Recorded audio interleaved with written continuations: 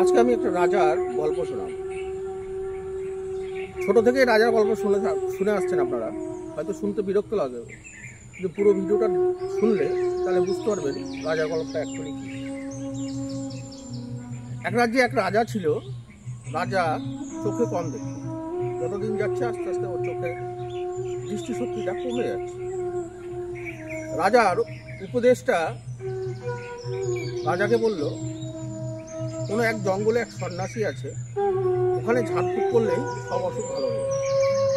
রাজার মনে কৌতূহল জন্মালো এবং রাজা সন্ন্যাসীর কাছে গেল।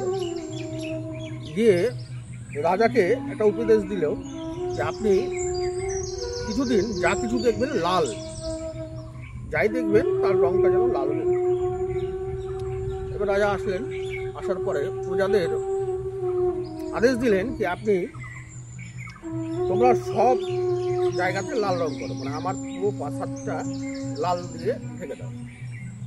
রাজার কথা মতো পুরো প্রাসাদটাকে লাল দিয়ে রং দিয়ে ঢেকে দেওয়া হলো এবং প্রাসাদের আসবাবপত্র যা কিছু ছিল সবই লাল করে দেওয়া হলো এবং রাজা লাল রং খুব সুন্দর করে দেখতে পারে এবং রাজা মনে মনে খুব খুশি হল, ও ঠিক দেখতে পাচ্ছে। এবার রাজা ওই সন্ন্যাসীকে ডেকে পাঠালো। সন্ন্যাসী এলো। এবার সন্ন্যাসী রাজমহলে প্রবেশ করার আগেই রাজা আদেশ দিল যে সন্ন্যাসী যখন ঢুকবে তখন ওর শরীরে পুরো লাল রং ঢেলে দিল। সন্ন্যাসীরা সবাই লাল রং ঢেলে দিল এবং ওকে লালে লাল করে দিল। রাজা তো সন্ন্যাসীকে সুন্দরভাবে দেখতে পাচ্ছে এবং সন্ন্যাসী রাজাকে জিজ্ঞেস করলো, আপনি এটা কেন করলেন?